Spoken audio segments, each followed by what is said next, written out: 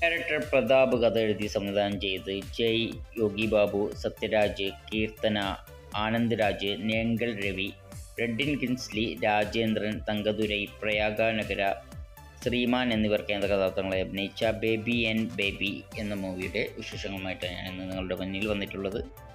ഈ സിനിമയുടെ സ്റ്റോറി പറയുകയാണെങ്കിൽ, എയർപോർട്ടിൽ വെച്ചിട്ട് ജയിൻ്റെയും യോഗി ബാബുവിൻ്റെയും കുട്ടികൾ തമ്മിൽ മാറിപ്പോകുന്നു. രണ്ട് ഫ്ലൈറ്റിൽ രണ്ട് സ്ഥലത്തേക്ക് പോകും. എന്ന് വെച്ചാൽ തമിഴ്നാട്ടിലേക്ക് തന്നെ, ഒരു ദുബായിൽ നിന്നാണ് വരുന്നത്. തമിഴ്നാട്ടിലുള്ള രണ്ട് സ്ഥലങ്ങളിലേക്ക് പോവും. എന്നിട്ട് ഈ സിനിമയിൽ കഥ ഉള്ളത്. രണ്ട് കഥയും എന്ന് വെച്ചാൽ യോഗി ബാബുവിൻ്റെയും ജയിൻ്റെയും സ്റ്റോറി, രണ്ടാളെ സ്റ്റോറി ഒരുപോലെ തന്നെയാണ്, ഒരു വ്യത്യാസവും ഇല്ല. അച്ഛൻ്റെ സമ്മതം ഇല്ലാതെ ജയ്യും യോഗി ബാബുവും വേറൊരു പെണ്ണിനെ കല്യാണം കഴിച്ച് വിദേശത്തേക്ക് പോകുന്നു. ഈ ജയിൻ്റെ അച്ഛനാണ് സത്യരാജ്, യോഗി ബാബുവിൻ്റെ അച്ഛൻ ഇളവരസും. അപ്പോൾ സത്യരാജിൻ്റെ ഫാമിലിയിൽ ആൺകുട്ടികൾ പറഞ്ഞാലേ സ്വത്തുക്കൾ അവന് കിട്ടുള്ളൂ എന്ന് പറഞ്ഞിട്ടാണ് ജയിനെ ദുബായിൽ നിന്ന് വിളിച്ചുകൊണ്ടുവരും.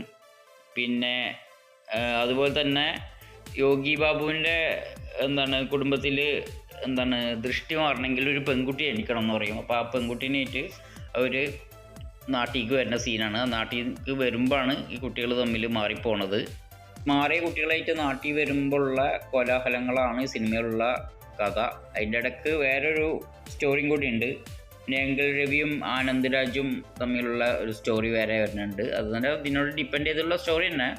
പക്ഷെ മൂന്നാമത് സ്റ്റോറിയും കൂടി സത്യം പറഞ്ഞാൽ ഈ സിനിമ ഒരു പഴയ കാലത്തെ പ്രിയദർശൻ്റെ സിനിമ പോലെയാണ്. ഒരു വൺ ടൈം വാച്ചിങ്ങിനുള്ള മൂവിയേ ഉള്ളൂ ഈ സിനിമ. എന്താ പറയുക, സത്യം പറഞ്ഞാൽ OTT ഇറങ്ങണത് കുറച്ചുകൂടി നല്ലത്. തിയേറ്ററിൽ ഇറക്കാൻ മാത്രം ഇല്ല.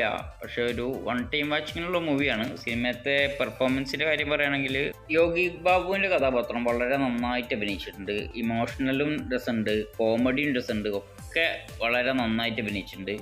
ഈ ജയിൻ്റെ ക്യാരക്ടർ അത്ര ഇഷ്ടമായിട്ടില്ല, കുഴപ്പമില്ല എന്ന് പറയാം. പക്ഷേ അതേപോലെ നല്ല അടിപൊളിയായിട്ട് വേറെ ഒരു കഥാപാത്രമുള്ളത് ശ്രീമാൻ്റെ കോമഡി ഒക്കെ സൂപ്പറായിട്ടുണ്ട്.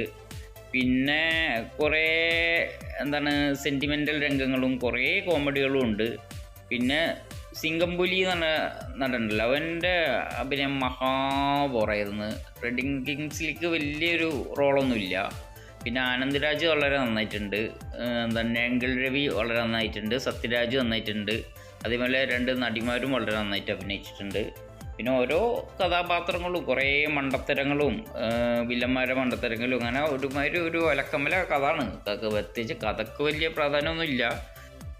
ആദ്യത്തെ കൺമണിയൊക്കെ പോലത്തെ ഒരു മൂവിയാണ്. പക്ഷേ ആദ്യത്തെ കൺമണി പോലെയല്ല, ആദ്യത്തെ കൺമണിയൊക്കെ വളരെ അടിപൊളി ബെറ്റർ മൂവിയാണ്.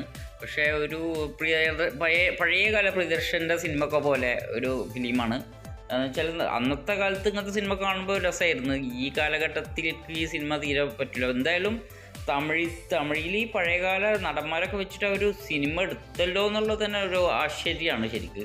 നമ്മളെ മലയാളത്തിൽ നോക്കുകയാണെങ്കിൽ പഴയ നടന്മാർ ഒരുപാടുണ്ട്. അവരൊന്നും ഇപ്പോൾ വില വെക്കണേ ഇല്ല, അവരെ വെച്ചിട്ടൊന്നും സിനിമയെ എടുക്കുന്നില്ല.